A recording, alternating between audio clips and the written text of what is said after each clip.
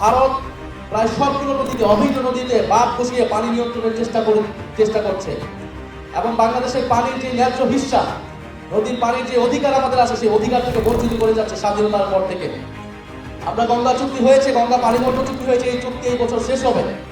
আমরা এবার নতুন চুক্তির মাধ্যমে আমরা আমাদের পানির অধিকার নিশ্চিত চাই এবং বর্তমান সরকার আমরা দেখতে চাই তারা কতটুকু ভারতের আধিপত্যবাদের বিরুদ্ধে বাংলাদেশের পানির ন্যায্য অধিকার তারা নিশ্চিত করতে সক্ষম হয়, নাকি পুনরায় আওয়ামী লীগের মতোই তারা একটি নবজাত পররাষ্ট্রনীতি করে নবজাত চুক্তি করবে। আমরা সীমান্ত হত্যার বিরুদ্ধে কথা বলে যাচ্ছি। বাংলাদেশ ভারত সীমান্ত পৃথিবীর অন্যতম একটি সীমান্ত, যেটাকে রক্তাক্ত সীমান্ত বলা হয়। হাজারের উপরে মানুষকে হত্যা করা হয়েছে এই সীমান্তে গুলি করে, বাংলাদেশি নাগরিককে। মাওলানা ভাসানী ফারাক্কার বিরুদ্ধে লং মার্চ করেছিলেন। যদি প্রয়োজন হয় আমরা সীমান্ত লং মার্চ ঘোষণা করব।